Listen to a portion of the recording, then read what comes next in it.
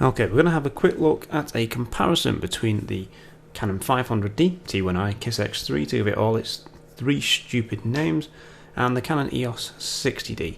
We're looking at high ISO performance here, or the ISO performance throughout the range, going from ISO 100 to 12,800.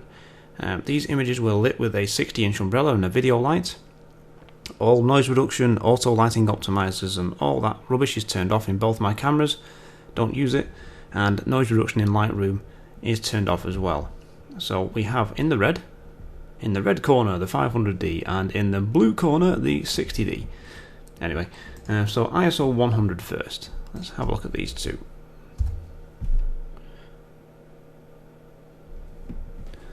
There we go. And there is nothing in it at all, really. The resolution of the 60D obviously being 18 megapixels versus 15 on the 500D is a little bit higher, so it's a little bit of a larger image, and that's to be expected. So ISO 100 on both these cameras is fine. Now if you hear my voice dropping or skipping during making these videos when I'm doing screencasts, that's because my software I'm using is really hard on the PC I'm on.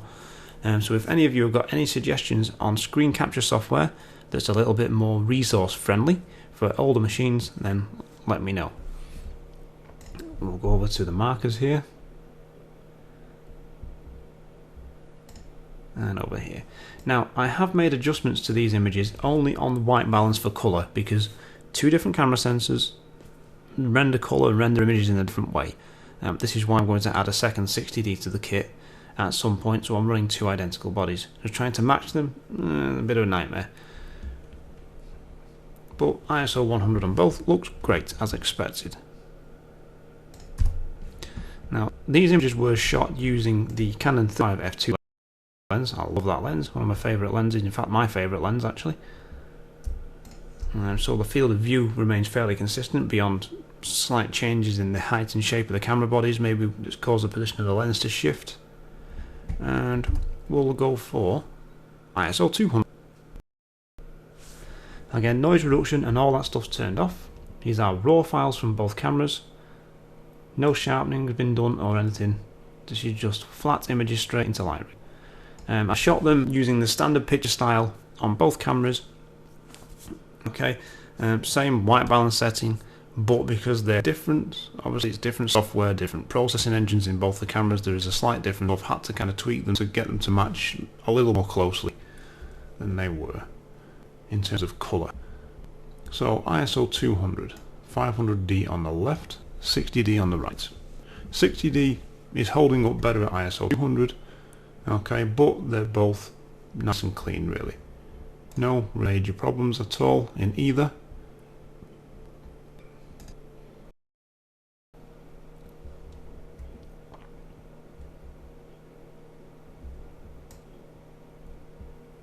Both absolutely fine. There you go, you can see the umbrella. Okay, the reason why Merlin the Wizard is wearing a little woolly hat is just so we've got some texture to look at. And obviously we've got the dark patches on the curtains and in the background, which are going to show up noise fairly quickly as we climb up the ISOs. Okay, now typically when using high ISO, you're going to see noise in shallow areas first, and one thing to be careful of when you're shooting with high ISOs, if you want to limit the amount of noise that you're going to get, is get your exposure correct. In fact, you may want to push your exposure a third towards overexposed, then you can bring it back in post-production and it will actually take some of the noise out, rather than shooting underexposed and trying to pull exposure back up, therefore lifting the noise up in the image and having to do more noise reduction. So we'll go now ISO 400. Now ISO 400, just whilst these render.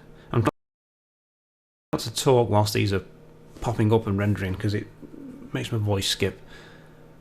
Okay, ISO 400 is probably about the limit I want to work up to on the 500D. I'll go to 800 at a push, but 1 to 400 are really clean. I run ISO 400 in the studio with the 500D or the 60D using Speedlites, so my lights will recycle quicker at a lower power, or if I need more depth of field when I'm shooting smaller Speedlites, because obviously they have power limits, then I'll increase my ISO if need be. So 500D left, 60D on the right, and with obviously a little bit more noise on the 500D. We're starting to see, if I zoom in further, colour noise here, these coloured speckles, more so than we're getting on the 60D. But, you know, it's not horrendous. Let's have a look down here.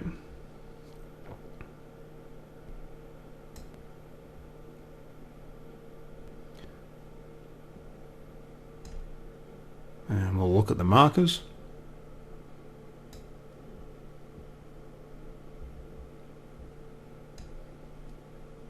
And then over here. So both fairly usable. Not bad for a 500D really in its age. Now we'll go to ISO 800. My definite limit, that's the high ceiling limit for the 500D. And when they render, there we go. Okay, so there's a slight difference in exposure, and you can see certainly here, I mean the white balance is slightly different on both actually as well, but the 500D is a little bit hotter on exposure than the 60D, which I know about anyway. So if we have a look up here, we can see more noise than we can on the 60D. ISO 800, there's certainly more colour noise going on, but really given the fact that we're pushing up to 800, it's not doing bad at all.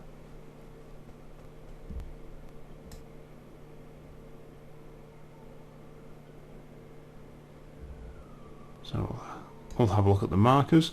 Sorry I'm being quiet intermittently, I just don't want the voice to skip too much. And we'll have a look over here.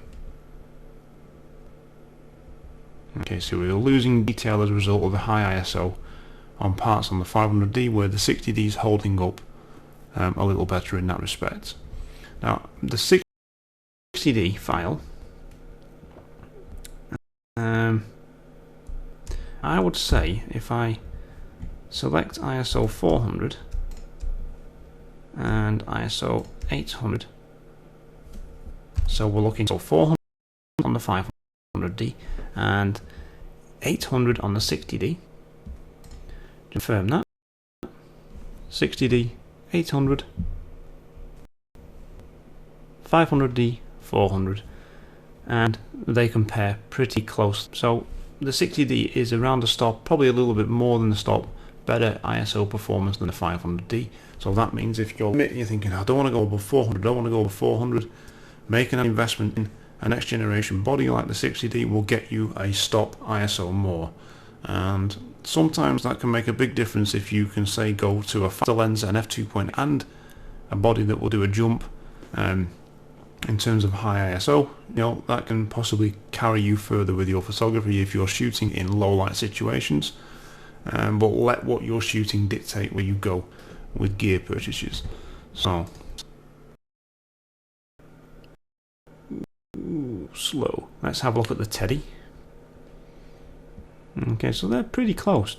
So really the 60D has an edge of about a stop and a third, I would probably say, over the 500D. Yeah. Okay, so we'll come off that. Now if we go to 1600 on both of these, so 1600 on the 500D,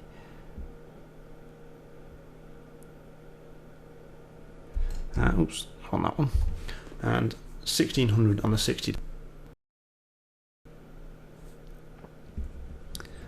There we go. I'm going to give these a chance to render in. Just make sure I've got the right file selected, and I have.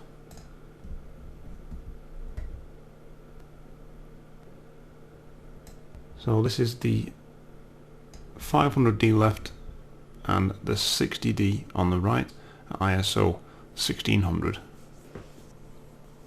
So they're both starting to kind of lose a little bit of detail. I'd be happy with the 60D of this ISO. 500D not so much, because we're getting more colour noise coming in here that we can see. In fact, if we go 2:1, then we can see the colour speckles more so, and greater loss of detail on the 500D.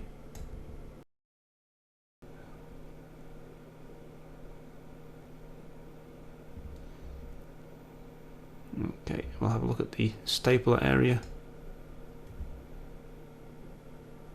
And Merling's hat.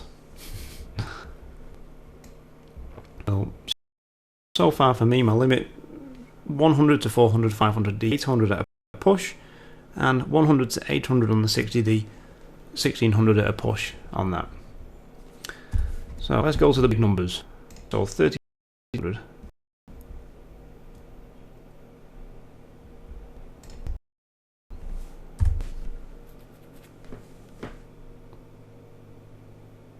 Okay, we'll do a compare on these. Sorry it's taking a while, it's just rather slow rendering previews. There we go, so there's more colour noise on the 500D, more luminous noise as well. They're both really looking a bit crap now. But sometimes you need to go to the higher ISOs. Now, if you look at this area here, oh, this is a lighter area, it's a white surface, it's reflective as well. ISO 3200, it doesn't look too bad. So you're going to see more noise on darker areas. And areas where you've got highlights, it's going to be less of a problem.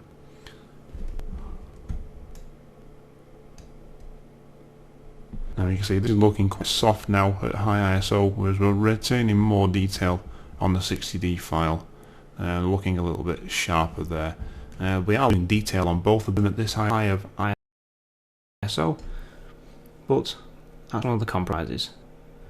So that's 3200 on both the cameras.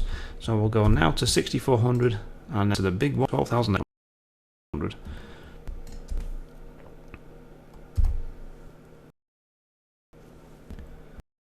There we go. Tons of noise on both of them. You know, it's like, this is really high ISO. This is used in an emergency kind of ISO, this. So the last two stops that you've got on these cameras, use them only if you need to, because it will destroy image quality. What we can see here on the 500D file, we're getting really a hell of a lot of luminance and colour noise now. We're seeing these colour speckles now showing up more than they are on the 60D. It's really smudging the detail out. 60D is holding it a little bit better, but both are losing detail a fair amount really.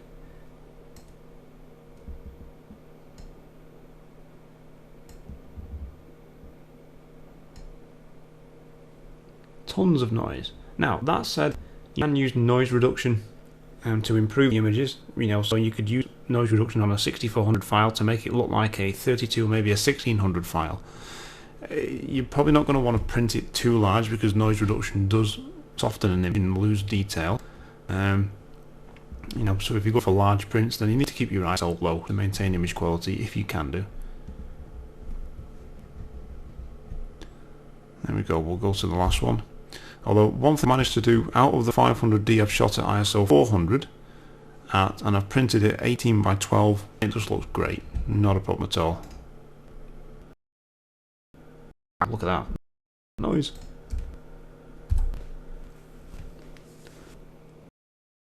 Looks like someone sneezed noise all over him.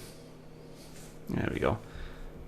So you can really see there's much more noise, luminance and colour noise now on the 500D in comparison to the 60D. They're both really noisy. This is the emergencies only. There is no light, and I can't really see what I'm about to photograph. 12,800 ISO and probably quite a long shutter speed at f2 or something like that. Okay, loads of noise. And then we'll go to markers. Yeah, horrible. They both look really bad. Okay. I've never really shot an image at this high ISO on either cameras. In terms of shot an image that I have to shoot, I've played around with it obviously, but I've never gone this high on the ISO. I live generally in the ISO 1 to 800 range, more often than not 1 to 400 range, so either camera is absolutely fine for that.